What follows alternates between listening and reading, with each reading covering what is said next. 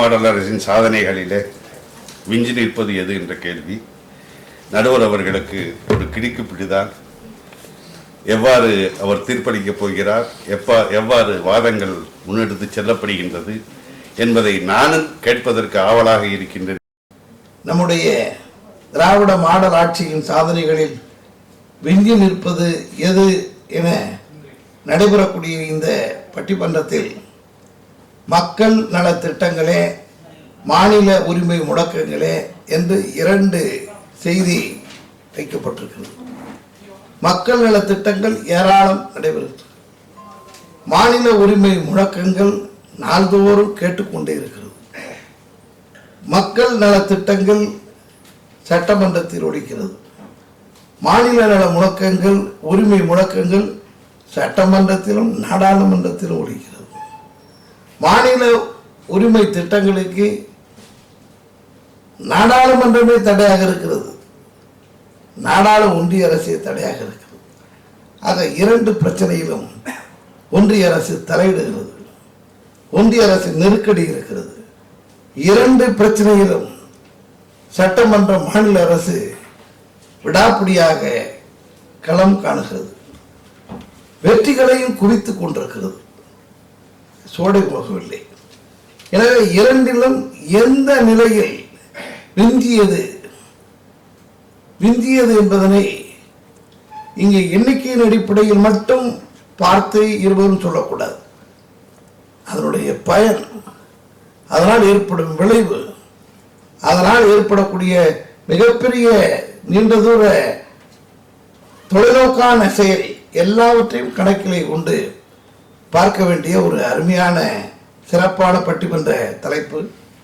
இந்த தலைப்பில் மக்கள் நல திட்டங்களே என்கின்ற அணியின் சார்பில் தலைமையேற்கக்கூடிய வழக்குரைஞர் தமிழமுதன் பட்டிமன்றத்தை தொடங்குவார்.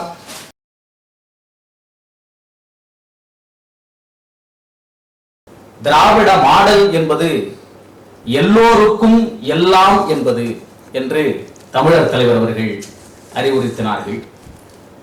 யாரையாவது இந்த திராவிட மாடல் அரசு விட்டிருக்கிறதா என்று பார்த்தால், பள்ளியில் படிக்கின்ற குழந்தைகளுக்கு காலை உணவு திட்டம் முதல் வயதானவர்களுக்கு அன்பு கரங்கள் திட்டம் வரை, பகுத்தறிவாளர்களுக்கு தந்தை பெரியார் உட்பட பல தலைவர்களின் பெயர்களில் பிரம்மாண்ட நூலகங்கள் உட்பட, பக்தியை நேசித்திருக்கிறவர்களுக்கு 4000 கோயிலுக்கு குடமுழுக்கு வரை, தமிழ்நாட்டில் எந்த மக்களை விட்டிருக்கிறார்கள் என்று எதிரணியினை உளவு அமைப்புகளை வைத்து தேடி பார்த்தாலும் கூட ஒன்றுமே கிடைக்காது என்கிற அளவுக்கு திட்டங்களை முத்துவேல் கருணாநிதி ஸ்டாலின் அவர்கள் திராவிட மாடல் ஆட்சியிலே தந்திருக்கிறார்கள்.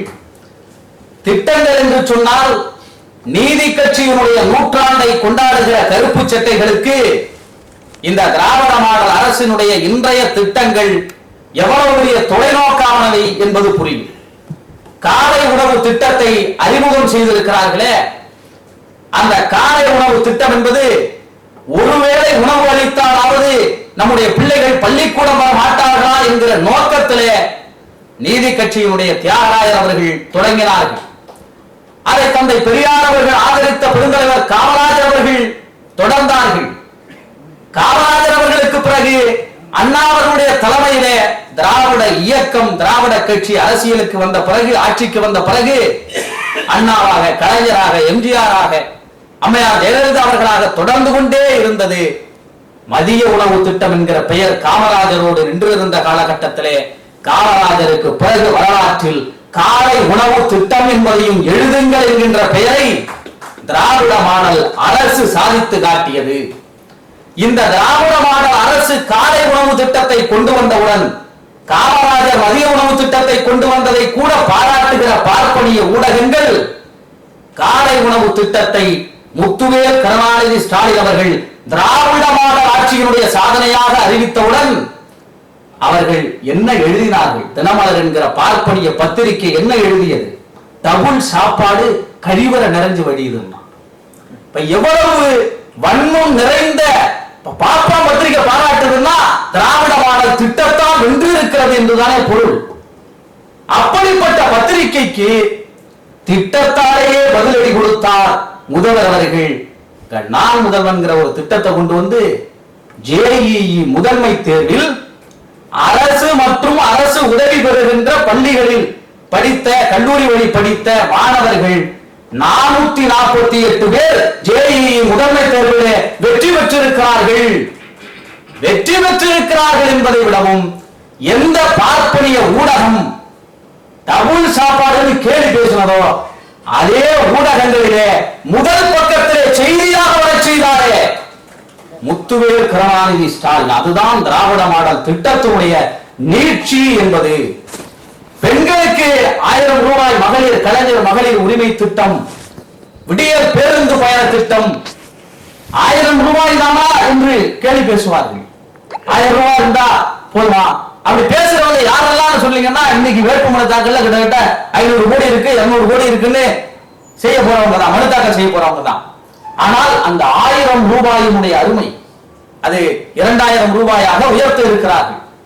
அந்த தொகை என்பது எதை சாதித்து இருக்கிறது என்று சொன்னால், இந்தியாவிலேயே தொழிற்சாலைகள் அதிகமாக கொண்ட மாநிலம் தமிழ்நாடு, இந்தியாவிலேயே தொழிற்சாலைகளில் பெண்கள் அதிகமாக வேலை செய்கிற மாநிலம் தமிழ்நாடு. 42% பேர்.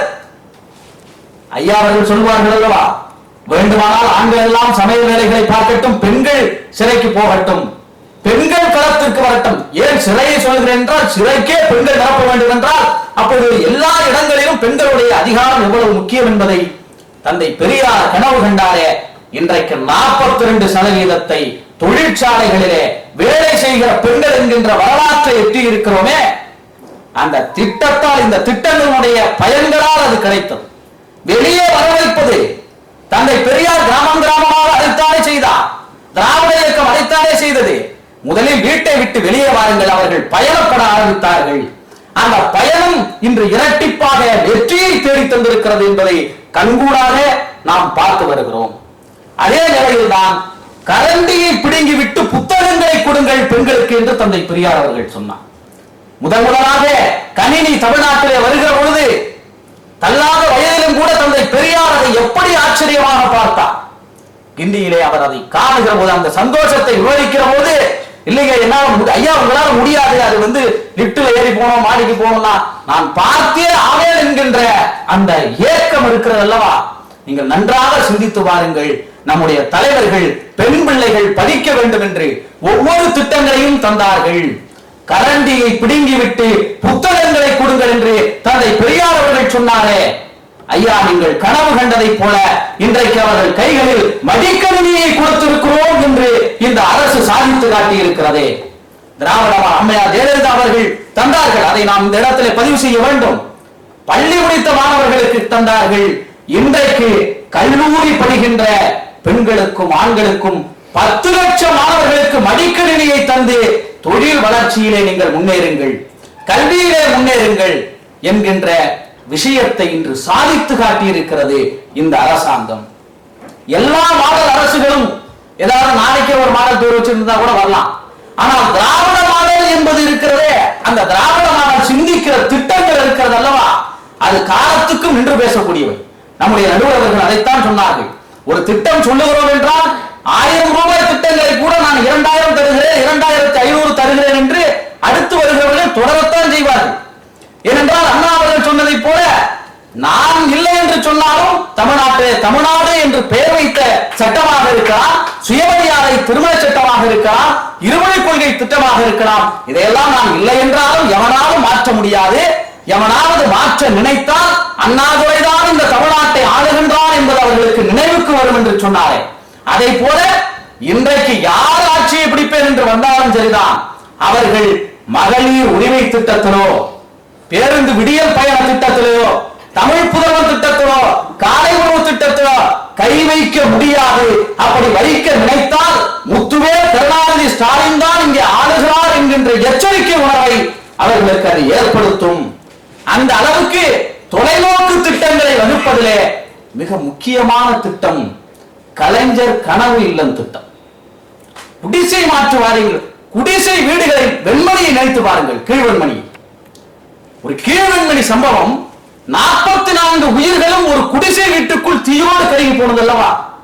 அப்பொழுது இருக்கிற அந்த சிந்தனை, அந்த இடத்தை பார்ப்பதற்கு கலைஞர் அவர்கள் தான் போனார். அண்ணா அவர்கள் மருத்துவமனையில இருக்கிற போது அமைச்சர்கள் குழுவிலே கலைஞர் அவர்களும் இருந்தார். கலைஞர் அவர்கள் அதற்கு பிறகு கொண்டு வந்த ஒரு மகத்தான திட்டம், வெயில் காலத்திலே குடிசைகள் எரிகிறது, மழை காலத்திலே அந்த குடிசைகள் அடித்துக் கொண்டு போகிறது, இந்த மக்களுக்கு ஒழுகாத கல்வி வீடுகள் கட்டித்தர வேண்டும் என்று கொண்டு வந்தாரே, அந்த திட்டத்தை இன்றைக்கும் விரிவுபடுத்தி இந்த 5 ஆண்டுகளில் 2 லட்சம் வீடுகளை கட்டி முடித்திருக்கிறோம். 2030க்குள் 8 லட்சம் வீடுகளை கட்டுவோம் என்று அறிவித்திருக்கிறாரே, இந்த திட்டம் எத்தனை பேருடைய குடும்ப வாழ்க்கையை மாற்றி இருக்கிறது. முதலில் அவர்களுக்கு நம்பிக்கையை கொடுத்தது. போனா எனக்கு ஒரு வீடு இருக்கு, அது எவ்வளவு பெரிய கனவு தெரியுங்களா? இன்றைக்கு இருக்கிற 2ஆம் தலைமுறைக்கு வேண்டுமானால் இளைஞர்களுக்கு அது தெரியாமல் இருக்கலாம். முதல் தலைமுறை தன் வாழ்க்கையே அவர்கள் வீடு கட்டுவதிலேயே ஒரு பெரிய, நான் அப்பா ஒரு வீடு கட்டிட்டப்பா, என் பிள்ளைகளை நிம்மதியா தூங்க வச்சிருவேன் நினைப்பாங்க. இதை சிந்தித்தது கலைஞர் அவர்களுடைய மூளை. அதை தொடர்ந்து இன்றைக்கும் நீட்டித்திருக்கிறது முத்துவேல் கருணாநிதி ஸ்டாலின் அவர்களுடைய திராவிட மாடல் என்று சொன்னால் இந்த திட்டங்கள் தமிழ்நாட்டை வலுப்படுகிறது. எல்லாவற்றிற்கும் மேலாக அனைத்து சாதியினரும் அர்ச்சகர் என்கிற திட்டம். நான் முன்பே சொல்ல வந்தது அதைத்தான். ஆட்சியாளர்கள் மாறுகிற பொழுது உதவித்தொகைகளை நீட்டித்து விடுவார்கள்.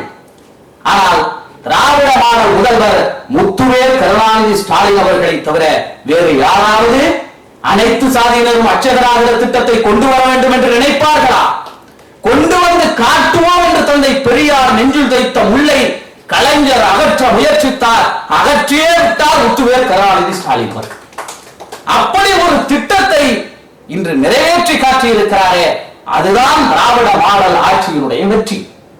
கோயில் கருவறையில் இருப்பவனை இழுத்து வருகிற வேலையை, அல்லது அங்கே இருக்கிற பார்ப்பவர் அல்லாத மக்களை கொண்டு சேர்க்கிற வேலையில் ஒரு திட்டமாக நிறைவேற்றியது என்பது சாதாரண விஷயம் அல்ல. எதுவெல்லாம் தொட முடியாதோ, எதுவெல்லாம் தொட்டால் என்னவாகும் என்று அஞ்சுகிறார்களோ அதையெல்லாம் தொட்டு பேசியவர், தொட்டு காட்டியவர், உடைத்து காட்டியவர், திட்டங்களால் செய்து காட்டியவர் முத்துவேல் கருணாநிதி ஸ்டாலின். காலனி என்கிற ஒரு பெயரை நீக்கிறார் அல்லவா? காலனின்னா சென்னையில பல பேர்கள் இருக்கிற போது என்ன இது காலனின்னா நார்மலா இருக்குங்க, அங்க எல்லா சாதிகாரங்களும் வாழ்றாங்க, அதெல்லாம் பெரிய விஷயங்க இல்லைங்க அப்படின்னு சொல்லுவாங்க. ஆனால் ஒடுக்கப்பட்ட மக்களை இழிவுபடுத்துகிற சொல்லாக இன்றமும் பார்க்கப்பட்ட காலனி என்கின்ற அந்த சொல்லை நீக்கிய வரலாறு என்ன. பக்கத்துல கேரளாவில் அந்த காலனிங்கிற பேர்ல நீக்கினாங்க. இப்ப தமிழ்நாட்டில் இருக்கிற நிறைய பேர் என்ன கேட்டாங்கன்னா, தமிழ்நாட்டுக்கு இப்படி செய்ய தைரியம் உண்டாங்க. தமிழ்நாடு முதல்வர் அதை ஒரு சட்டமாக அறிவித்து அதை செய்து காட்டினார். உடனே எழுதலாம் பெயரை நீக்குறதுலாம் ஒரு பிரச்சனையாமா?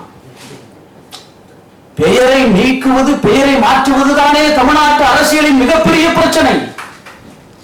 பள்ளம் பழையன் செக்கிலியர் என்பதை மாற்றி ஆதிதிராவிடர்கள் என்று நூற்றாண்டுகளுக்கு முன்பே கொண்டு வந்தவர்கள். சூத்திரன் இழிசாமி என்றவரையெல்லாம் திராவிடர் என்கிற போர்வையை அரசியலாக அணிதிரட்டியவர்கள். ஒவ்வொரு காலகட்டத்திலும் பெயரை மாற்றுவது என்பது இழிவை துடைக்கிற வேலையாக இருந்திருக்கிறது. அந்த வரிசையில் காலனி என்கின்ற பெயரை நீக்கி ஒரு மாபெரும் இழிவை துடைத்திருக்கிறார் முத்துவேல் கருணாநிதி ஸ்டாலின் அவர்கள். அதை இந்த திராவிட மாடல் தன்னுடைய வலிமை வாய்ந்த திட்டத்தால் சாதித்திருக்கிறது.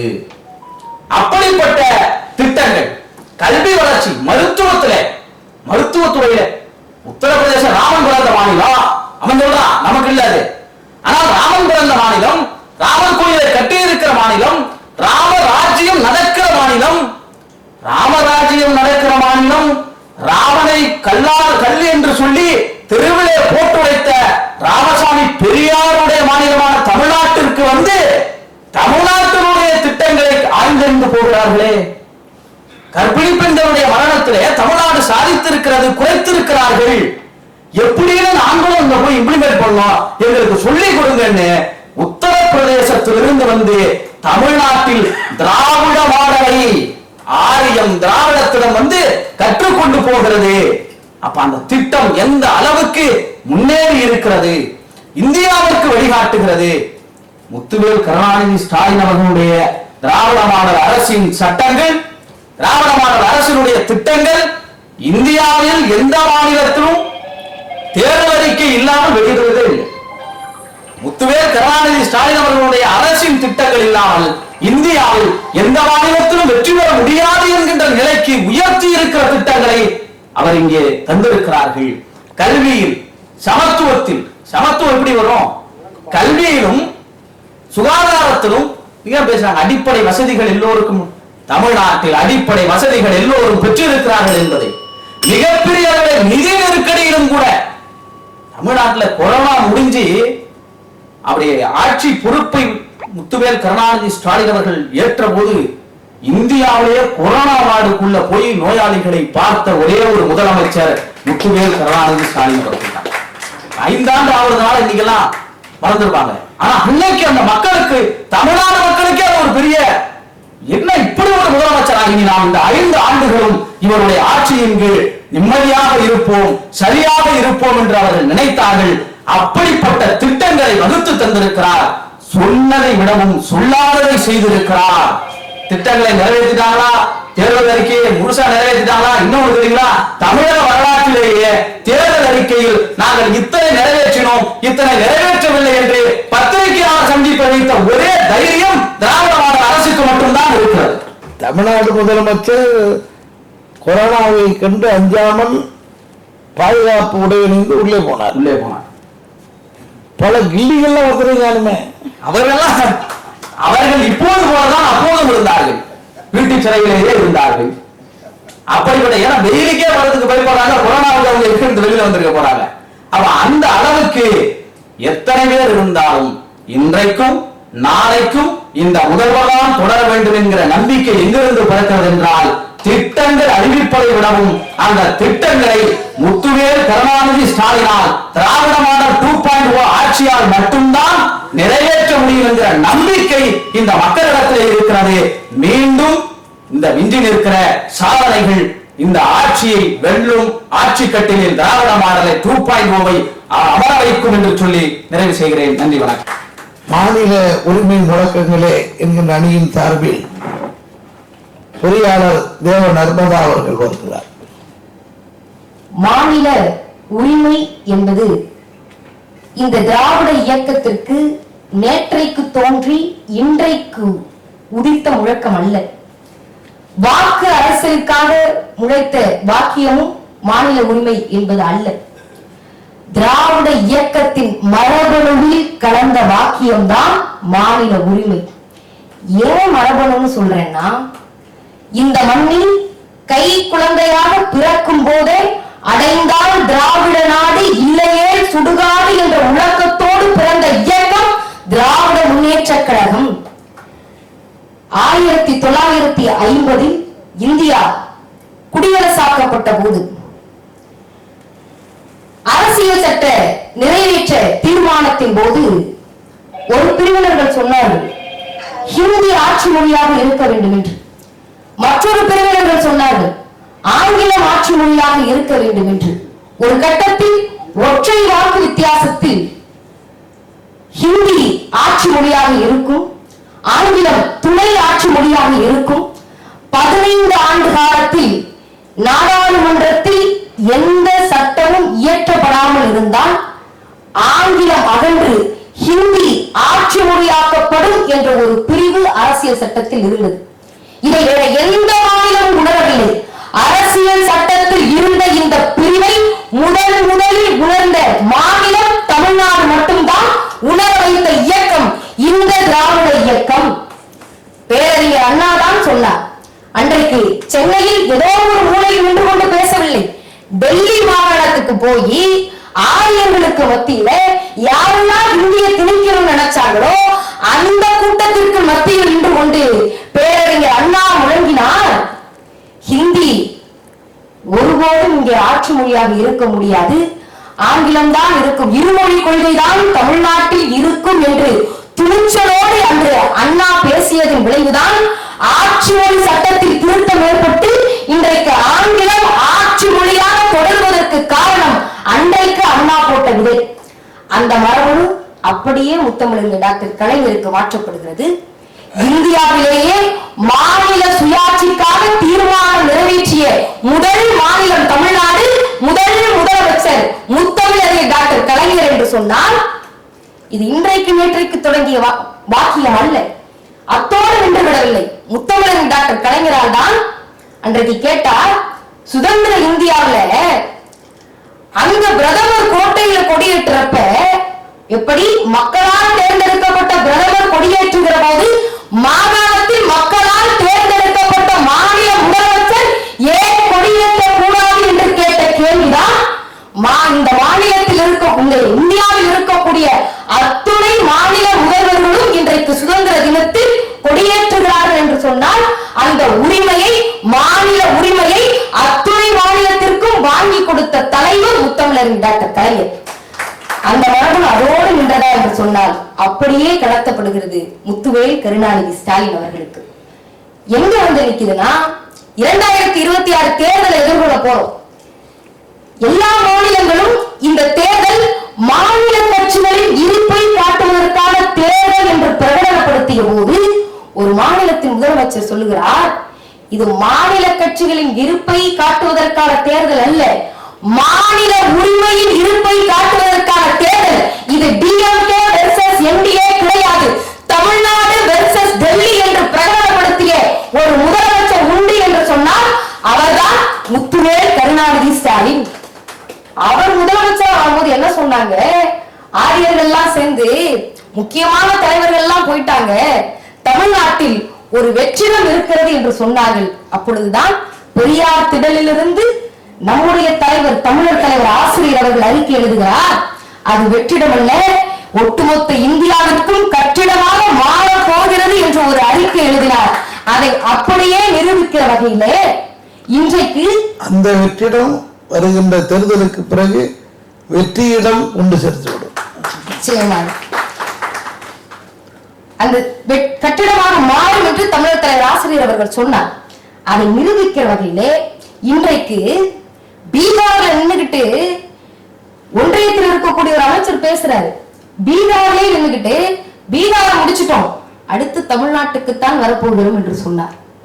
அதை எதிர்த்து ஒரு முதல்வர் சொல்லுகிறார், நீங்க ஒத்த காலில் நின்னாலும் அந்தர்பல்ட்டி அடிச்சாலும் எத்தனை ஏவல் அமைப்புகளை இங்கே அனுப்பினாலும் இந்த முத்துவேல் கருணாநிதி ஸ்டாலின் இருக்கிறவை, திராவிட முன்னேற்ற கழகம் இருக்கிறவை, இந்திய வரைபடத்தில் எந்த இடத்திற்கு வேண்டுமானாலும் நீங்கள் காவி சாயத்தை பூச முடியும், தமிழ்நாட்டில் அது ஒருபோதும் நடக்காது, தமிழ்நாடு எப்போதும் டெல்லிக்கு அவுட் ஆஃப் கண்ட்ரோல் தான் என்று சொன்ன முதல்வர் முத்துவேல் கருணாநிதி ஸ்டாலின் சொன்னதோடு நிக்கல, நீட்டை கொண்டு வந்தப்ப நீட்டை எதிர்த்து முதலில் களத்தில் இறங்கிய மாநிலம் தமிழ்நாடு. இந்தியாவிலேயே நீட்டை எதிர்த்து 2 முறை மசோதா நிறைவேற்றிய மாநிலம் தமிழ்நாடு.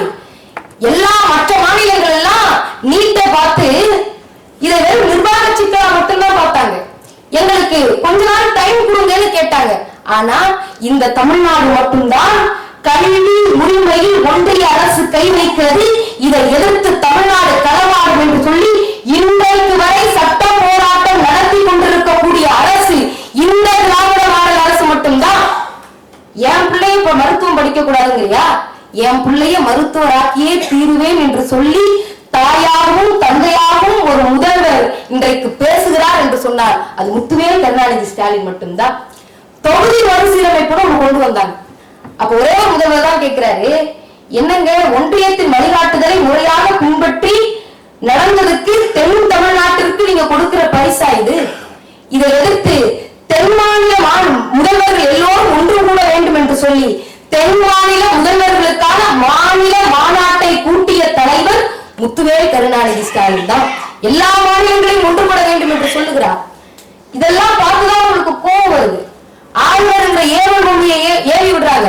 அந்த ஆளுநருக்கு நீதிமன்றத்துல போய் வழக்கு தொடுத்து கொட்டு வச்சு இவ்வளவுதான் அதிகாரம், இதை தாண்டி உன்னால பண்ண முடியாதுன்னு சொல்லி ஆளுநருக்கு பாடம் புகட்டி தமிழ்நாட்டுல மட்டும் இல்ல, தமிழ்நாட்டில் இருக்கக்கூடிய பல்கலைக்கழகங்களில் முத்துவேல் கருணாநிதி ஸ்டாலின் மட்டும் வேண்டுறாங்க. இந்தியாவில் இருக்கக்கூடிய எல்லா மாநிலங்களிலும் அந்தந்த பல்கலைக்கழகங்களுக்கு அந்தந்த மாநில முதல்வர்கள் தான் வேந்தர்கள் என்ற உரிமையை பெற்றுக் கொடுத்த இயக்கம் இந்த திராவிட மாடல் அரசு. இன்னைக்கு ஆளுநருக்கு பாடம் புகட்டியது மட்டுமல்ல, ஆளுநரை தமிழ்நாட்டிலிருந்து விரட்டி அடித்த முதல்வரும் இருந்தார். இந்த எதிர்ப்பு இன்னைக்கு நேற்று வந்தது கிடையாது. அரசியல் கட்சியாக திராவிட முன்னேற்ற கழகம் இங்கே பிறப்பதற்கு முன்பே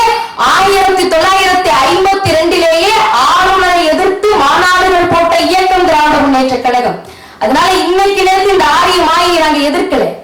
இதெல்லாம் பார்த்துட்டு தான் நிதி கொடுக்க முடியாதுங்கிறாங்க. தமிழ்நாட்டுக்கு ஏழு நிதி தென் மாநிலங்களை வச்சுக்கிறாங்க. அப்ப ஒரே ஒரு முதல்வர் தான் கேட்டாரு, நிதி கொடுக்க முடியுமா முடியாதான்னு கேட்டப்ப ஒன்றியத்தில் இருக்கக்கூடிய தமிழ்நாடு ஆளுநரை எந்த அளவுக்கு மதிக்குதுன்னு உங்களால ஒரு வீட்டுல சொல்ல முடியுமா? ஆளுநரை எந்த அளவுக்குன்னா இந்தியில உட்காந்துட்டு சண்டித்தனம் பண்ணவரை பார்த்து என்ன எந்த அளவுக்கு மதிச்சிட போறாங்க ஐயா?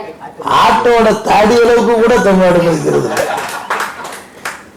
அந்த ஆளுநரை எதிர்த்து இவ்வளவு தீர்மானம் போடுறோம். அடுத்ததாக இது ஆளுநரையே எதிர்க்கிறாங்களே, நம்மளை எதிர்க்கிறதுக்கு எவ்வளவு நேரம் அப்படிங்கிறதுதான். நிதி கொடுக்க முடியாதுங்கிறாங்க.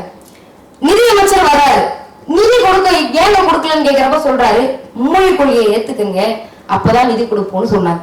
இதை மற்ற மாநிலங்கள் எப்படி கையாண்டதோ என்னவோ தெரியவில்லை. இந்த மாநிலத்தின் முதலமைச்சர் சொன்னார் 2152 கோடி இல்ல, நீங்கள் 10,000 கோடி கொடுத்தாலும் ஒருபோதும் இந்த முத்துவேல் கருணாநிதி ஸ்டாலின் மும்மொழி கொள்கை திட்டத்தில் கையெழுத்திட மாட்டேன் என்று திராணியோடு ஒருவரால் சொல்ல முடிந்தது என்று சொன்னார். அவர் தந்தை பெரியாரின் பகுத்தறிவு வகுப்பறையில் பாடம் பெற்றவர். இன்னைக்கு நம்ம நினைச்சுக்கிட்டு இருக்கிறோம். ஆனால் எதிர்கட்சி தலைவராக இருந்த போதே மாநில உரிமைக்காக போராடியவர் முத்துவேல் கருணாநிதி ஸ்டாலின். 2017 பன்வாரிலால் புரோஹித் அவர்கள் ஆளுநராக இருந்த போது எடப்பாடி ஐயா அவர்களுடைய ஆட்சியின் போது மாநிலத்துக்குள்ள வந்து காவல்துறை அதிகாரிகள் மாநில அதிகாரிகளை கூட்டி எடப்பாடி பழனிசாமி என்று சொல்லலாம், எடப்பாடி எல்லாம் ஐயா என்று சொல்ல வேண்டிய அவசியம். எடப்பாடி பழனிசாமி அவர்களுடைய ஆட்சியின் போது எல்லா மாநில அமைச்சர்கள்லாம் கூட்டி நீங்க எல்லாம் என்ன வேலை பார்த்துட்டு இருக்கீங்கன்னு கேட்க வந்தப்ப எதிர்கட்சி தலைவராக இருந்த நம்முடைய முதல்வர் கேட்கிறார், ஒரு ஆளுநர் மாநிலத்தில் மக்களால் தேர்ந்தெடுக்கப்பட்ட ஒரு அரசு இருக்கிற போது ஆளுநருக்கு இப்பேற்பட்ட ஒரு தகுதியை யார் உங்களுக்கு கொடுத்ததுன்னு கேட்டு எதிர்கட்சியாக இருக்கும் போதே அந்த எடப்பாடி அவர்களுக்காக பேசிய முதலமைச்சர் நம்முடைய முதல்வர் முத்துவேல் கருணாநிதி ஸ்டாலின். இப்படி வெளியில இருக்கிறப்ப இவ்வளவு செஞ்சாங்கன்னா நாடாளுமன்றத்துக்குள்ள போய் என்னென்ன பண்ணிருப்பாங்க? நாடாளுமன்றத்திற்குள்ள ஒரு வழக்கம் இருந்தது. நாடாளுமன்ற உறுப்பினர்கள் எல்லோரும் ஒரு தீர்மானத்தை நிறைவேற்றுகிற போது என்ன சொல்லி நிறைவேற்றணும்னா, I beg to lay on the table of the house என்று நிறைவேற்ற வேண்டும். அப்பொழுதுதான் திராவிட முன்னேற்ற கழகத்தினுடைய உறுப்பினர்கள் தான் கேட்டார்கள், ஐ பெக் என்று என்பதை ஏன் நாங்கள் பயன்படுத்த வேண்டும்? I rise to lay on the table of the house என்று மாநிலங்களுக்கான சுயமரியாதையும் காத்தது திராவிட முன்னேற்ற கழகம் தான். இப்ப நீங்க நினைக்கலாம் மற்ற மாநிலங்கள்லாம் இல்லாத அளவுக்கு தமிழ்நாட்டில் மட்டும் எப்படி நீ சாத்தியப்பட முடிஞ்சதுன்னு கேட்டா, தமிழ்நாட்டில் தான் சாமானிய மக்களும் மாநில உரிமைகளுக்காக போராடி கொண்டிருக்கிறார்கள். சாமானிய மக்களிடத்தில் மாநில உரிமைகள் என்ற மரபுகளை கொண்டு சேர்த்தவர்கள் தந்தை பெரியார், பேரறிஞர் அண்ணா, முத்தமிழர் டாக்டர் கலைஞர், இன்றைக்கு முத்துவேல் கருணாநிதி ஸ்டாலின். நீட்டை எதிர்த்து போராட்டம் நடத்திய போது நீட் விலக்கு நம்முடைய இலக்கு என்று சொல்லி கையெழுத்து இயக்கம் நடத்தி அஞ்சல் வாயிலாக 26 லட்சம் கையெழுத்துக்களை பெற்று, ஆன்லைனிலே 56 லட்சம் கையெழுத்துக்களை பெற்று மொத்தம் 72 லட்சம் கையெழுத்துக்களை மக்களிடையே பெற்று நீட் எதிர்ப்பை மக்களிடையே விதைத்த இயக்கம் இந்த திராவிட முன்னேற்ற கழகம். அதனால்தான் இன்னைக்கு 2026 தேர்தல் அறிக்கை சூப்பர் ஸ்டாராக இறங்கி இருக்கு.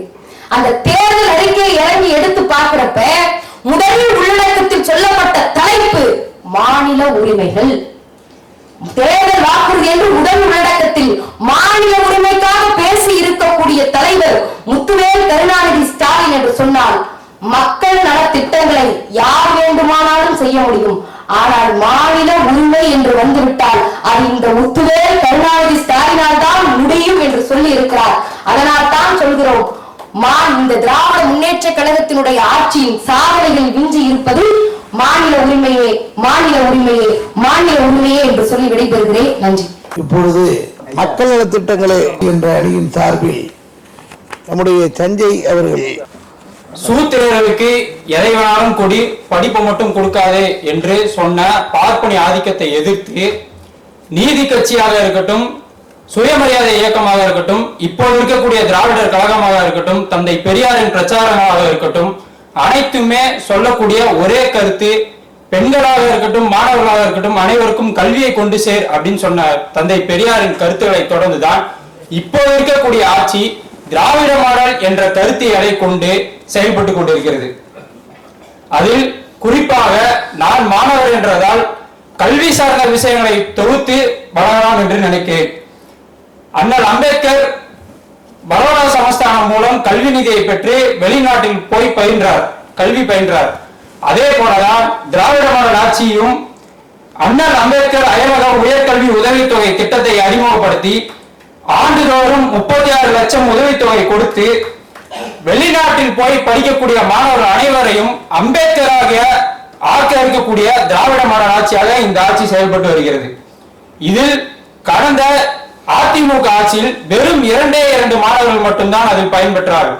ஆனால் இந்த திராவிட மாடல் ஆட்சியிலே 386 மாணவர்கள் இந்த வெளிநாட்டு பயணத்தில் பயன்பெற்று இருக்கிறார்கள். அதிமுக எப்போது 2க்கு மேல தாண்ட மாட்டாங்க, அவங்களுக்கு 2 தான் பிடிக்கும். தற்போது கல்வி கடன் நிதி அதிகமாக பெற்றிருக்கிறார்கள். திராவிட மாடல் ஆட்சியில் கடன் அதிகமாக இருக்கு அப்படின்ற ஒரு குற்றச்சாட்டை வைக்கிறாங்க.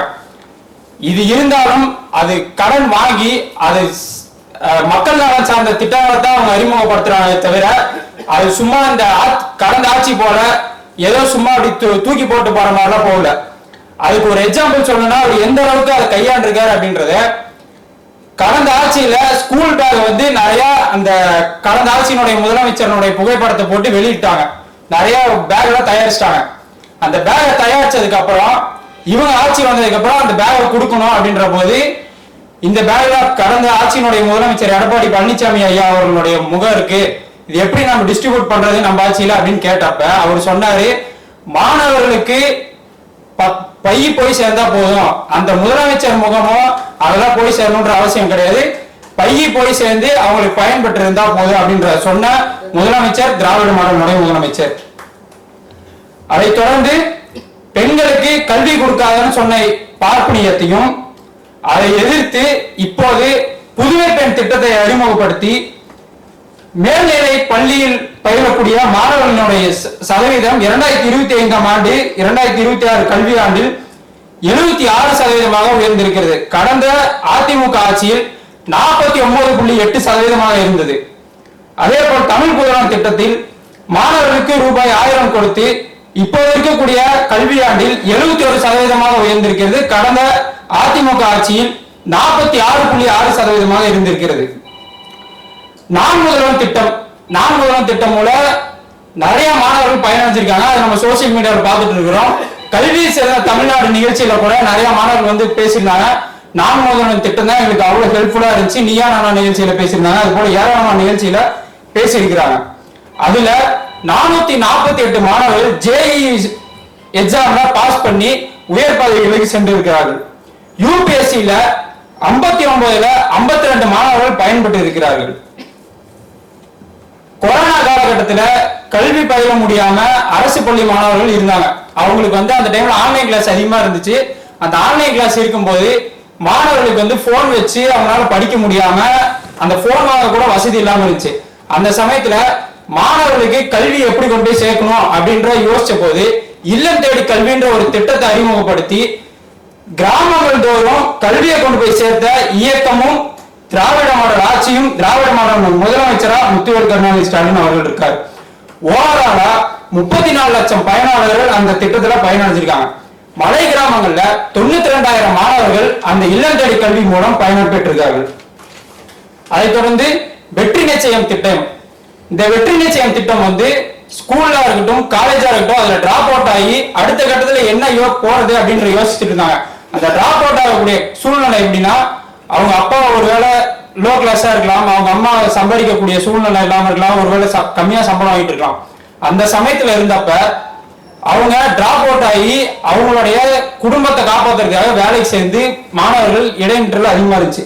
அந்த சமயத்துலதான் வெற்றி நிச்சயம் திட்டத்தை அறிமுகப்படுத்தி 38 துறைகள் 165 சென்டர்களை வச்சு நிறைய அவங்களுக்கு திட்டங்களை கொடுத்து பயிற்சிகளை கொடுத்து இன்னைக்கு டாப் மோஸ்ட் கம்பெனில நிறைய மாணவர்கள் அதுல பயன்பட்டு இருக்காங்க. அன்பு கரங்கள் திட்டம் மாணவர்களுக்கு அப்பா அம்மா இல்லாத போது இல்ல அப்பா இல்ல அம்மா இல்ல அந்த சமயத்துல மாணவர்களுக்கு மாதம் 2000 கொடுத்து 10,637 மாணவர்களுக்கு மாதம் 2,000 கொண்டு போய் சேர்க்கக்கூடிய அரசா திராவிட மாடல் அரசு இருக்கு. இதெல்லாம் ஒரு புறம் இருந்தாலும் நம்ம தமிழ்நாட்டுல ரொம்ப அநீதியா இந்த திராவிட மாடல் அரசுக்கு கொடுத்துட்டு இருந்த ஆளுநர் அவர்கள் இங்கிருந்து ஐயா சொன்னது போல விரட்டி அடிக்கப்பட்ட ஆளுநர் வடகிழக்கு மாநிலத்துல போய் சொல்லியிருக்காரு, தமிழ்நாட்டுல பெண் கல்வி மிகப்பெரிய அளவுல ஸ்ட்ராங்கா இருக்கு அப்படின்னு சொன்னாரு. வடகிழக்கு மாநிலங்கள்ல இருக்கக்கூடிய மாணவிகளை நீங்க தமிழ்நாட்டுல பயில வைக்கணும் அப்படின்னு நினைச்சா கூட நீங்க தைரியமா அனுப்பலாம், இந்த நிலைமை டெல்லியில கூட இருக்காது அப்படின்றத வலியுறுத்தினார் ஆளுநர். முதல்வர் அவர்கள் என்ன சொன்னார்னா, கல்வி நிறுவனங்கள்ல முட்டாள்தனமான கட்டுக்கதைகளை கற்பிக்க கூடாது, அறிவியல் சார்ந்த கருத்துகளும் சமூக நீதி சார்ந்த கருத்துக்கள் மட்டும்தான் கற்பிக்கப்படணும் அப்படின்ற ஸ்ட்ராங்கான ஐடியாலஜி சொன்னாரு. இன்ஸ்டாகிராம் ரீல்ஸ்ல உங்க வாழ்க்கையை தேடாதீங்க, உங்க எதிர்காலத்தை தேடாதீங்க, புத்தகத்துல தேடுங்கன்னு சொன்ன முதலமைச்சராகவும் இந்த முதலமைச்சர் இருக்காரு.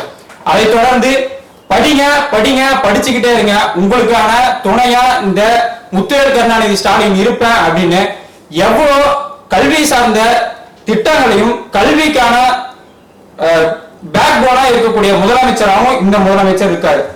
இந்த அரசு பொதுவா இதுக்கு முன்பாக இருந்த அரசு அரசை தேடிதான் மக்கள் வந்துட்டு இருந்தாங்க. ஆனா இந்த அரசு எப்படின்னா மக்களை தேடி சென்று இருக்குது. அதுலதான் உங்களுடன் ஸ்டாலின் திட்டத்தை வச்சு இருக்கக்கூடிய ஜாதி சான்றிதழா இருக்கட்டும், பிறப்பு சான்றிதழா இருக்கட்டும், இன்கம் டாக்ஸ் சர்டிபிகேட்டா இருக்கட்டும், எந்த சர்டிபிகேட்டா இருந்தாலும் ஒரே முகாம்ல அந்த அனைத்து சான்றிதழையும் பெறக்கூடிய வகையில உங்களுடன் ஸ்டாலின் திட்டத்தை கொண்டு வந்தாரு. அதை தொடர்ந்து மக்களை தேடி மருத்துவம் கொண்டு வந்தாரு, இல்லம் தேடி கல்வி, இது போல ஏராளமான திட்டங்களை கொண்டு வரக்கூடிய முதலமைச்சரா திராவிட மாடலுடைய முதலமைச்சர் இருக்காரு. திராவிட மாடல் 2.0 மீண்டும் வரும், அதை வரலாறு சொல்லும். நன்றி, வணக்கம். தொடர்ந்து மாநில உரிமை முழக்கங்களே என் அணியின் சார்பில் வழக்கறிஞர் அருண் அவர்கள் வருகிறார். கெஞ்சுவதில்லை பிறர்பால் பிறர் செய்யும் கேட்டினுக்கு மஞ்சுவதில்லை, மொழியையும் நாட்டையும் ஆளாமல் துஞ்சுவதில்லை என்று சொன்ன பாவலரேறு பெருஞ்சித்திராரின் வரிகளை செயல் வடிவமாக கொண்டு ஆட்சி நடத்தி வருகிறார் முத்துவேல் கருணாநிதி ஸ்டாலின் அவர்கள். ஏன் கெஞ்சுவதில்லை பிறர் செய்யும் கேட்டினுக்கு மஞ்சுவதில்லை என்று சொன்னால், ஏன் அந்த பாடல்களை இங்கு மேற்கோள் காட்டுகிறேன் என்றால் கேட்டால், இந்திய ஒன்றிய அரசு தன்னான அரசு தனித்துவமாக இயங்குவதற்கு தொடர்ச்சியாக முட்டுக்கட்டுகளை பல்வேறு முட்டுக்கட்டுகளை போட்டு வருகிறது. இந்தியாவிலேயே மாநில சுயாட்சிகள் முன்னோடி என்று சொன்னால் அது தமிழ்நாடு தான். இந்த முத்துவேல் கருணாநிதி ஸ்டாலின் முதலமைச்சர் ஏன் இப்படிலாம் செயல்படுறாரு, அதுக்கு யார் காரணம் அப்படின்னு பாத்தீங்கன்னா, இது யார் போட்ட விதைன்னு பாத்தீங்கன்னா அறிஞர் அண்ணா போட்ட விதை. அறிஞர் அண்ணா 1962ஆம் ஆண்டு மாநில உரிமை முழக்கங்கள் ஒரு கான்செப்டை உருவாக்குனதே பேரறிஞர் அண்ணா தான். அதுக்கும் காரணம் தந்தை பெரியார் தான். தந்தை பெரியார் தான் கொள்ளைக்காரன் வெள்ளைக்காரன் போயிட்டான், நாட்டுக்கு கொள்ளைக்காரன் வந்துட்டான், டெல்லிக்காரன் வந்துட்டான், டெல்லிக்காரன் இங்க இருக்கிற வளங்களை இருக்கிற சார்ந்த இருக்கிற அந்த மண்ணை மொழியை எல்லாத்தையும் அபகரிக்கிறதுக்கு டெல்லிக்காரன் வந்துட்டான், என் நாட்டை நீ யாரும் ஆடணும் அப்படின்னு கேட்டார். அதனாலதான் திராவிட நாடு கேட்கப்பட்டது. திராவிட நாடு கேட்கப்பட்டதோட நோக்கமே நாட்டை நாம ஆடணும், வெளியாட்கள் ஆடக்கூடாது அப்படிங்கறதான் கேட்டாரு. 1962 பேரறிஞர் அண்ணா நாடாளுமன்றத்துல பேசுறாரு, India is a union of distinct states, it's not a centralized entity அப்படின்றாரு. It's not a centralized entity, it's a distinct states, union of distinct states அப்படின்றாரு. union of distinct states, distinct what is mean by distinct? distinct mean by தனித்துவமான individuality அப்படின்னு சொல்லி இதெல்லாம் தேவநாய பாவனார் சொல்லியிருக்காரு. இது தமிழ் என்பது தமிழர்கள் என்பவர்கள் யாருன்னு கேட்டா தனித்துவமானவர்கள், எங்களுக்குன்னு தனி அடையாளம் இருக்கு, கலாச்சாரம் இருக்கு, பண்பாடு இருக்கு, எங்களுக்கான வழிமுறைகளே எங்களுடைய இந்த நாட்டை எப்படி ஆளுங்கிறது எல்லாமே எங்களுக்கு நீங்க எங்களுக்கு டிக்டேட் பண்ண முடியாது, you have no right to dictate us அப்படின்னு சொல்லி தேவநாய பாவலர் பல்வேறு ஆய்வு அறிக்கைகளை பரவலா செஞ்ச ஒரு தேவநாய பாவலர் அவர் அதை சொல்லியிருக்காரு. அதோட தொடர்ச்சியா இப்ப பேரறிஞர் அண்ணா 1962 பேசின ஒரு தொடர்ச்சியாகத்தான் தமிழ்நாடு ஒவ்வொரு மாநிலங்களும் தங்களுக்கான சட்டங்களை தாங்களே ஏற்றிக்கலாம். வேற ஒருத்தவங்க ஒரு மொத்த அரசியலமைப்பு சட்டத்துல நடுவர் அவர்களே அரசியலமைப்பு சட்டத்துல சென்ட்ரலிஸ்ட்னு ஒண்ணு கிடையாது, யூனியன் லிஸ்ட் இருக்கு, ஸ்டேட் லிஸ்ட் இருக்கு, கன்கரன்ஸ் லிஸ்ட் இருக்கு. கன்கரன்ஸுக்கு தமிழ் தலைவர் ஆசிரியர் அவர்கள் பெரிய அரசியல் சட்டத்தை தமிழ் தலைவர் ஆசிரியர் போல எனக்கு இப்ப தெரிஞ்சு பாடநடத்தின பேராசிரியர் யாருமே இல்லை. நானும் இந்த 3 ஆண்டுகள் சட்டக்கல்வியில் படித்திருக்கிறேன் 2005 2008 வரைக்கும். அந்த நேரத்துல ஒரு பேராசிரியர் கூட இந்த அளவுக்கு கன்கரன்ஸ்னா என்ன, வாட் இஸ் மீன் பை கன்கரன்ஸ்னா ஒத்திசைவு அப்படின்னு இருக்காரு. ஒத்திசைவுனா நீங்க வந்து இது ஒப்புதல் கொடுக்கலாம், ஒப்புதல் கொடுக்கலாம், ஜஸ்ட் கிவ் கன்சென்ட். அதுதான் சொல்லிருக்காங்க. தவிர நீங்க வந்து இன்னைக்கு வந்து உங்கள்கிட்ட உத்தரவு வாங்கிட்டு ஒரு சட்டத்தை வந்து நடைமுறைப்படுத்தணும் அப்படின்னு சொல்லிட்டு எந்த இடத்துலயுமே சொல்லப்படல. அரசியல் சட்டத்தை nowhere it has been stated அப்படின்னு சொல்லி ஆசிரியர் சொல்வார். அதுதான் இங்க வந்து என்ன குறிப்பிட்டு இந்திய ஒன்றிய அரசுக்கு குறிப்பிட்ட அதிகாரங்கள்னு எதுவுமே கிடையாது. அவங்களுக்கு யூனியன் லிஸ்ட்ல இருக்கு, ஸ்டேட் லிஸ்ட்ல இருக்கு. ஆனா மாநில அரசுகளுக்கு எந்தெந்த உரிமைகள் கொடுக்கப்பட்டதோ அதெல்லாம் படிக்கிற விதத்தில் தான் அவங்க நடந்துகிட்டு இருக்காங்க. அதை தட்டிக்கக்கூடிய ஆற்றல் மிக்க ஒரு தலைவராக முத்தமிழறிஞரின் வாரிசாக இருக்கக்கூடிய முத்துவேல் கருணாநிதி ஸ்டாலின் அவர்கள் இருக்கிறார். இதுல தமிழ்நாட்டுல இந்த தொடர்ச்சி ஒரு 10க்கும் மேற்பட்ட மசோதாக்களை வந்து தமிழ்நாடு அரசு நிறைவேற்றுது. அதுல வந்து ஒரு பாத்தீங்கன்னா ஃபிஷரிஸ் யூனிவர்சிட்டி கொண்டு வராங்க. ஃபிஷரிஸ் யூனிவர்சிட்டி அமெண்ட்மெண்ட் ஆக்ட் ஒன்று கொண்டு வராங்க. அந்த ஆக்ட் கொண்டு வந்து அது சட்டம் இயற்றப்பட்டுருச்சு. சட்டம் இயற்றப்பட்டு அது வந்து கவர்னருக்கு அனுப்பப்படுது. கவர்னர் வந்து அப்படியே கிடப்புல போடுறாரு. அதோடு மட்டும் இல்லாம எல்லா யூனிவர்சிட்டிஸ் இருக்கு இல்லையா, எல்லா விதமான கல்லூரிகள், அந்த கல்லூரிகளுக்கு வந்து யார் வந்து துணைவேந்தரா இருக்கு பார்த்தா வந்து கவர்னர் வேந்தரா இருக்கிற காரணத்தினால அந்த ஆள் தான் போய் எல்லாருக்கும் நான் பட்டம் கொடுப்பான்னு போறான். அவரு தான் எல்லாத்தையுமே நான் செய்வேன் அப்படின்னு சொல்லிட்டு போறாரு. இப்போ மக்களால் தேர்ந்தெடுக்கப்பட்ட ஒரு அரசு இருக்கு. மக்களால் தேர்ந்தெடுக்கப்பட்ட ஒரு அரசு இருக்கும் போது பேரலா கவர்மெண்ட் நடத்த முடியாது. அதுல வந்து அரசியலமைப்பு சட்டத்துல எந்த இடத்துலயுமே இடம் இல்லை. கேரளா கவர்மெண்ட் அப்படின்றாங்க. பேரலா கவர்மெண்ட் அத்தாரிட்டி அப்படின்னு சொல்றாங்க. இதுதான் வந்து சுப்ரீம் கோர்ட்டுக்கு வந்து வழக்கு போனுச்சு. வழக்கு தமிழ்நாடு அரசு வழக்கு போட்டாங்க. அது வந்து முடிய போடுங்கன்னு சொன்னது வந்து தமிழ் தலைவர் ஆசிரியர் ஐயா அவர்கள் தான். இது வந்து கவர்னரை வந்து எப்படி வந்து நம்ம சரி கட்டுறது, யாருக்கு பூனைக்கு மணி கட்டுறதுன்னு சொன்னா உச்ச நீதிமன்றம் தான் அதை செய்யும் அப்படின்னு சொல்லிட்டு உச்ச நீதிமன்றத்துக்கு போனாங்க. உச்ச நீதிமன்றத்து வழக்கு போயிடுச்சு. வழக்கு விசாரணைக்கு வாத பிரதிவாதங்கள் நடந்துச்சு. முகில் ரோஹத் அப்பியர் ஆனாரு, அபிஷேக் மனுசிங்க அப்பியர் ஆனாரு, கபில் சிபல் அப்பியர் ஆனாரு. இதெல்லாம் தமிழ்நாடு சார்பா அப்பியர் ஆனாங்க. இவங்க எல்லாம் ஆய்வு பண்ணி முடிச்சுட்டாங்க. ஜட்ஜ்மெண்ட் வந்து ரிசர்வ் பண்ணிட்டாங்க. சட்டம் இதே ஏப்ரல் 8 2025 தீர்ப்பு வந்து வரப்போது தெரியுது. சட்டமன்றத்துக்குள்ள போயிட்டாரு. அசம்பிளி ஸ்டார்ட் ஆயிடுச்சு. அசம்பிளிக்கு போயிட்டாரு முதலமைச்சர். அப்போ முதலமைச்சருக்கு தகவல் வருது. தகவல் வந்து என்ன வருதுன்னா நமக்கு வந்து சாதகமான உத்தரவு வந்துடுச்சு அப்படின்னு கேக்குறாங்க. அதை வந்து முதலமைச்சர் எப்படி சொல்றாருன்னா, இந்த எந்த சட்டமன்றத்திற்கு தமிழ்நாடு என்று பேரறிஞர் அண்ணா பேர் வைத்தாரோ அந்த சட்டமன்றத்தில் தான் அதிகாரம் இருக்குதே தவிர நியமன பதவியில் இருக்கிற ஆளுநருக்கு ஒருபோதும் அதிகாரம் கிடையாது அப்படின்னு சொல்லி உச்ச நீதிமன்றம் சொல்லிடுச்சு அப்படின்னு சொல்றாரு.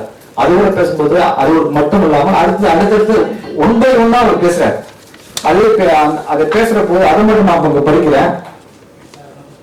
அந்த மகிழ்ச்சிகரமான வெற்றி தீர்ப்பு குறித்த அறிவிப்பு எழுதி அவைக்கு சென்று அனைத்து உறுப்பினர்களின் ஆதரவுடன் வாசித்தேன். எந்த சட்டமன்றத்தில் தமிழ்நாடு என்று இந்த மாநிலத்திற்கு பயிற்சியூட்டி மாநில உரிமைகளை பேரறிஞர் அண்ணா உறக்க முழங்கினாரோ, எந்த சட்டமன்றத்தில் மாநில சுயாட்சி தீர்மானத்தை முத்தமிழறிஞர் கலைஞர் நிறைவேற்றினாரோ அந்த சட்டமன்றம் வலிமையானது, ராஜ்பவனுக்கு அதிகாரம் இல்லை என உச்ச நீதிமன்றம் தீர்ப்பளித்தது அப்படின்னு பேசுறார் முத்தமிழறிஞர் முத்துவேல் கருணாநிதி ஸ்டாலின் அவர்கள். என்னன்னா ஒரு மாநிலத்துக்கான அதிகாரம் எவ்வளவு, மாநிலத்துக்கான அதிகாரத்தை விட்டு கொடுத்துட கூடாது அப்படின்னு சொல்லிட்டு முதலமைச்சர் வந்து மிக தெளிவா இருக்காரு. அந்த அதோட அவர் என்ன சொல்றாருன்னா, இந்த வழக்கு நடக்கிற போது எப்படிலாம் அவர் செயல்பட்டாரு, எந்தெந்த வழக்கறிஞர்கள்ட்ட பேசினாரு, நம்முடைய சென்னை உயர் நீதிமன்றத்தில் இருக்கக்கூடிய மூத்த வழக்கறிஞர் இருக்கிற வில்சன் சார்ட்ட வந்து அவர் எப்படிலாம் தொடர்பு கொண்டு ஒவ்வொரு நாளும் எப்படி அவதானிச்சாரு அப்படின்னு பேசுறாரு. அதையெல்லாம் நான் பார்த்துட்டு இருந்தேன். பார்த்து வெளிப்பாடு அவரோட சஜஷன் நிறைய சொன்னேன். அதன் பிறகுதான் இந்த மாதிரியான வெற்றி சொல்லிட்டு இல்ல டெல்லியில உள்ள வழக்கறிஞர்களுக்கு பாராட்ட தெரிவிச்சேன் அப்படின்னு சொல்லி இந்த பேச்சை முடிக்கிறார். என்னன்னா, ஒரு மாநிலத்தோட உரிமைகளை காப்பாற்றுவதற்கு ஒரு முன்கள பணியாளராக, போர்ப்படை தளபதியாக, சேனாதிபதியாக, போர் வீரனாக இருந்தாரு. ஒரு வாரியர் போல செயல்பட்டாரு. இந்த முதலமைச்சர் மு க ஸ்டாலின் அவர்கள் ஒரு வாரியர் போல செயல்பட்டாருக்கு இந்த செய்தியிலும் தெரிய வருது. அதோடு மட்டும் இல்லாம இந்த இந்த மண்ணை மொழியை காப்பாற்றுவதற்கு அவரை வந்து பல்வேறு விதமான தமிழ் தேசியவாதிகள்லாம் பல்வேறு விதமான குற்றச்சாட்டுல வைக்கிறான். அவர் தமிழர் இல்லைன்னு சொல்றான், அவருக்கு மொழியை தமிழ் கிடையாதுலாம் சொல்றான். ஆனா அவர் என்ன செஞ்சாருன்னா கீழடின்ற ஒரு அகழாய்வு, கீழடின்ற அகழாய்வு 3000 ஆண்டுகளுக்கு முன்னாடி வந்தது அப்படின்னு சொன்னார். History must Indian history, Indian subcontinent history must be written from the south அப்படின்னு சொன்னார். Not from the north, must be written from the south அப்படின்னாரு. இது எப்படி அவர் சொல்றாருன்னா கீழடியில 3000 தமிழருடைய வாழ்வியல் என்பது 3000 ஆண்டுகளுக்கு முன்பானது அப்படின்னு சொல்லிட்டு ஆய்வுகள் வந்துருச்சு. அதைத்தான் வந்து பாரதிதாசன் அப்பவே சொன்னாரு. திங்களோடும் செழும்பருது தன்னோடும் விண்ணோடும் முடுக்களோடும் மங்கள் கடல் நீரோடு பிறந்த தமிழோடு பிறந்தோம் நாங்கள் அப்படின்னு சொன்னார். இயற்கையானது தமிழே, இயற்கையானவர்கள் தமிழர்கள் அப்படின்னு சொல்றாங்க. அந்த ஆய்வுக்கு வந்த பிறகு கூட இந்திய ஒன்றிய அரசு அது ஏற்க மறுக்கிறது. அது ஏன் அப்படின்னு கேட்கிறார். இதை கேட்பவர் தான் தமிழ்நாடு முதலமைச்சராக இருக்காரு. இதோடு மட்டும் இல்லாமல் பல்வேறு தகவல்கள் தமிழ்நாடு அரசு எப்படிலாம் செயல்பட்டது, இந்த மாநில உரிமைகளை காப்பாற்றுவதற்கு எப்படிலாம் செயல்பட்டதற்கு பல்வேறு தகவல்கள் இருக்கு. இந்த உச்ச நீதிமன்ற தீர்ப்புல அவங்க என்ன சொன்னாங்கன்னா அரசியலமைப்பு சட்டத்தில் இதை மட்டும் சொன்னாங்க. உதவி செய்ய நடுவர்களை அரசியலமைப்பு சட்டத்தில் 200 பிரிவுப்படி அவருக்கு அதிகாரம் இருக்கு, அவர் வந்து உத்தரவு பண்ணலாம், அவர் வந்து கேப்டன் அபியன்ஸ் ஆக்கலாம் அப்படின்னு சொன்னாங்க. ஆனா உச்ச நீதிமன்றம் என்ன சொன்னதுன்னா you have no authority to hold on, you have no authority to உத்தரவு அப்படின்னு சொல்லிட்டு அவங்க என்ன சொன்னாங்கன்னா you must act upon the aid of the advice of the council of ministers அப்படின்னு சொல்லிட்டான். கவுன்சில் ஆஃப் மினிஸ்டர்ஸ் மாநிலங்கள் மக்களால் தேர்ந்தெடுக்கப்பட்ட அமைச்சரவை என்ன சொல்லுதோ அதைத்தான் நீ வந்து செயல்படுத்தணுமே தவிர நீ உங்களுக்கு எந்த வீட்டு போவதும் கிடையாது அப்படின்ட்டாங்க. உங்களுக்கு எந்த தனித்துவமான அதிகாரமும் கிடையாது, உங்களுக்கு தனிப்பட்ட அதிகாரம் கிடையாது. அது அப்படி நீங்க செயல்பட்டீங்கன்னா அரசியலமைப்பு சட்டத்தை சிதைக்கவில்லை, இட்ஸ் எ டெரினிக்ஷன் ஆஃப் கான்ஸ்டிடியூஷன் அப்படின்னு சொன்னாரு. இந்த வார்த்தையை வந்து கோட் பண்ணது நம்ம தமிழ் தலைவர் ஆசிரியர். நிறைய பேர் ஏதோ சொல்லுவாங்க அட்டாக் ஆன் த கான்ஸ்டிடியூஷன் சொல்லுவாங்க, டெரினிக்ஷன் ஆஃப் த கான்ஸ்டிடியூஷன் சொன்னது வந்து தமிழ் தலைவர் ஆசிரியர். அந்த வார்த்தையை வந்து உச்சநீதிமன்றம் பயன்படுத்தி இருந்தது. இது எல்லாம் என்னன்னா ஒரு மாநிலத்தை இந்த மக்களை எப்படி வந்து பாதுகாக்கிறாங்க ஒரு முதலமைச்சரா இருந்து. இது வந்து ஒரு சாதாரண ஒரு இயக்கவாதி செய்கிறது. ஒரு மாநிலத்துடைய நலனுக்காக போராடக்கூடிய இயக்கங்கள் எதெல்லாம் செய்யுமோ தமிழர் தலைவர் ஆசிரியர் பேச வேண்டியதெல்லாம் முதலமைச்சர் பேசியிருக்காரு. தமிழர் தலைவர் ஆசிரியர் அவர்களை பாராட்டி பேசிய அந்த செய்தியோடு இந்த என்னுடைய முடித்துக் கொள்கிறேன். வெற்றி தீர்ப்பின் மகிழ்ச்சியை பாராட்டுவதற்கு தாய் கழகமான திராவிடர் கழகத்தின் தலைவர் மாண்புமிகு ஆசிரியர் அவர்கள் நேரில் வந்திருந்தார். சமூக நீதிக்கான சரித்திர நாயகன் என்று உங்களை சொல்லி வருகிறோம். இப்போது மாநில உரிமையின் காவலராகவும் இருக்கிறீர்கள் என்று வாழ்த்தினார். அவருடைய வாழ்த்துக்களை புன்னகையுடன் ஏற்றுக்கொண்டு காவல் காக்கும் வேலையைத்தானே மக்களிடம் ஒப்படைத்திருக்கிறார்கள், அதைத்தானே நான் ஒப்புக்கொண்டு செய்து கொண்டிருக்கிறேன் என்று தான் சொன்னேன். நீண்ட பொதுவாழ்வு அனுபவம் கொண்ட தமிழர் தலைவர் ஆசிரியர் அவர்கள் உடனே தனக்கே உரிய சொல்லாற்றலுடன் சவுக்கிதார் என்று பிரதமர் மோடி தன்னைத்தானே சொல்லிக் கொள்கிறார், ஆனால் நீங்கள் தான் சமூக நீதிக்கும் மாநில உரிமைக்கான உண்மையான காவலர், உண்மையான சவுக்கிதார் நீங்கள் தான் அப்படின்னு சொல்லி தமிழ் தலைவர் ஆசிரியர் சொன்ன செய்தியோட அவர் ஒரு லெட்டர் டு ரெட் லெட்டர் அப்படின்னு சொல்லிட்டு எழுதியிருக்காரு தொண்டர்களுக்கு. முதலமைச்சர் முன்னாள் முதலமைச்சர் கலைஞர் லெட்டர் எழுதுற மாதிரி இப்போ இருக்கக்கூடிய தமிழ்நாடு முதலமைச்சர் முரசொலியில கடிதம் எழுதுறாரு. அந்த கடிதத்தில் தான் அந்த செய்திகள் எல்லாமே இருக்கு. மாநில உரிமையுடைய சாம்பியன் ஆஃப் ஸ்டேட் அட்டானமி அப்படின்னு யாருன்னா வந்தா ஒரு காலத்துல அண்ணா இருந்தாரு, தற்போது வந்து முத்துவேல் கருணாநிதி ஸ்டாலின் அவர்கள் இருக்கிறார். நன்றி, வணக்கம்.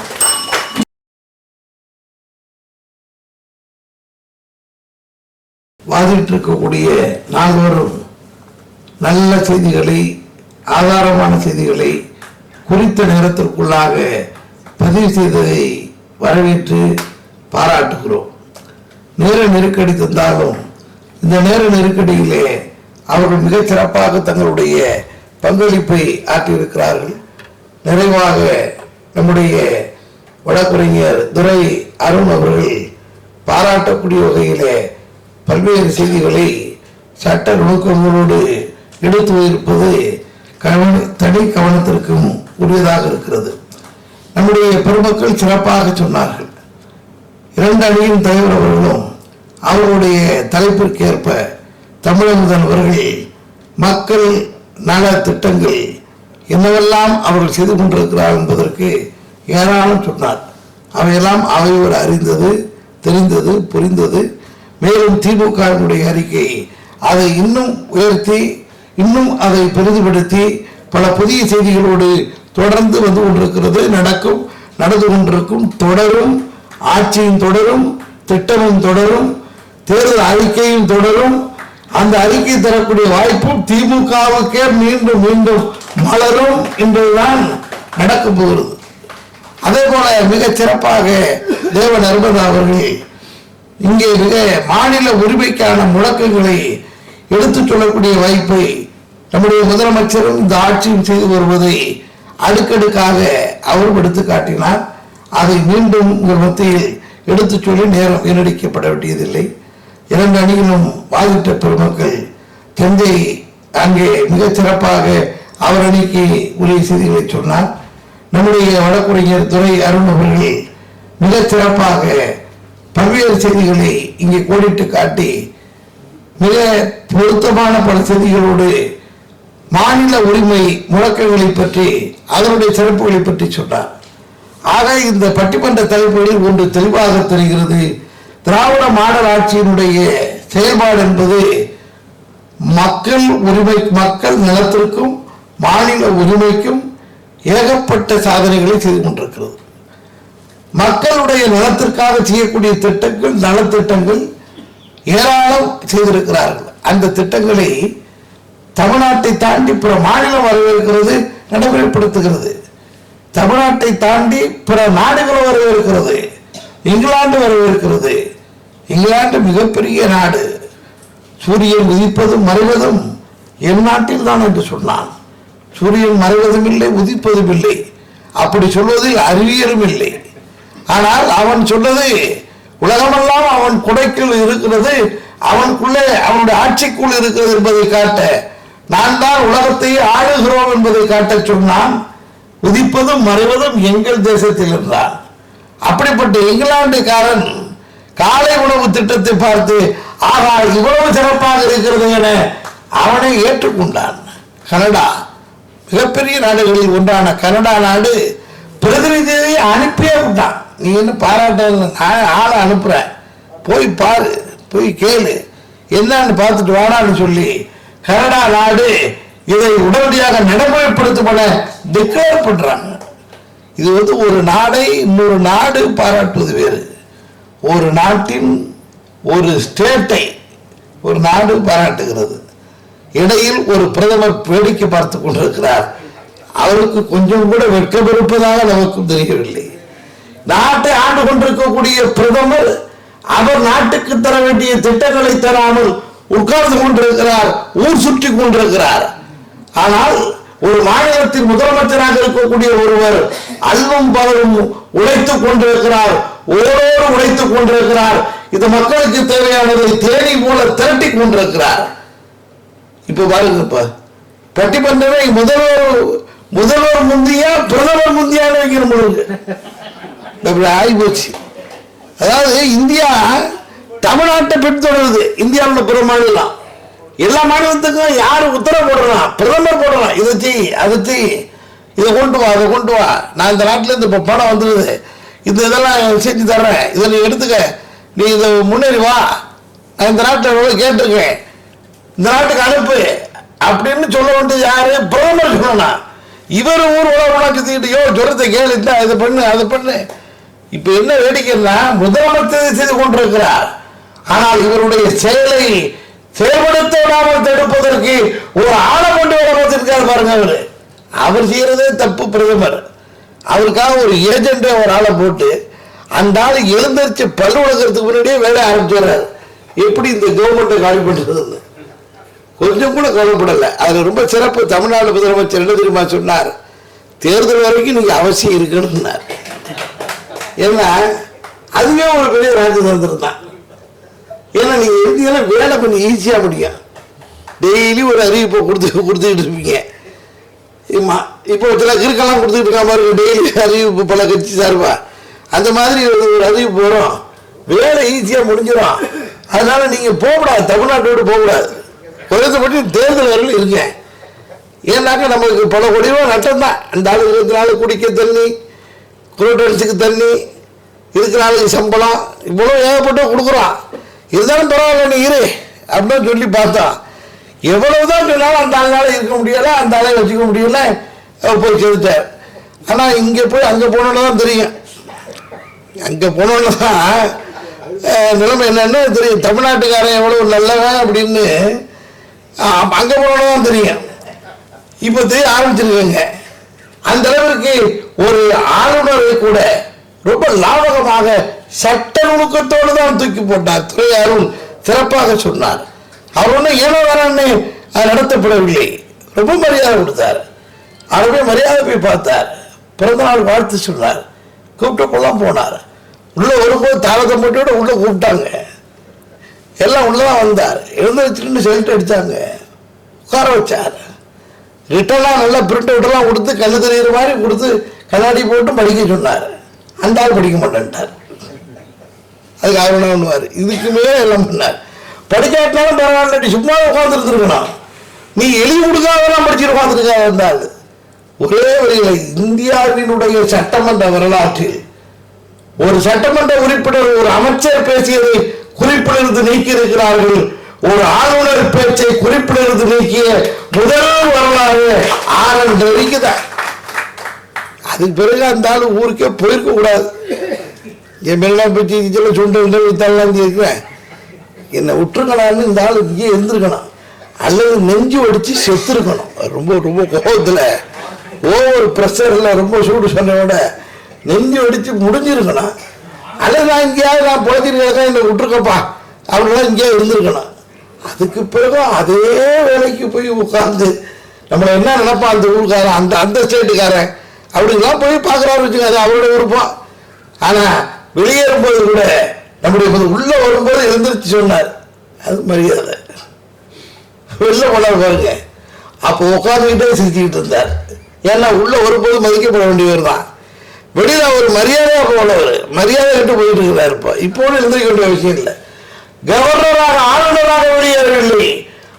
அதிகாரத்தை, சட்டத்தை, மக்களை அவமதித்து வெளியேறி கொண்டிருக்கிறார். அவருக்கு ஒரு மாநில முதலமைச்சர் மதிப்பு தர வேண்டிய அவசியம் கிடையாது. அப்படியே புன்சிரிப்போடு உட்கார்ந்திருந்தார், வெளியேறி கொண்டிருந்தார்.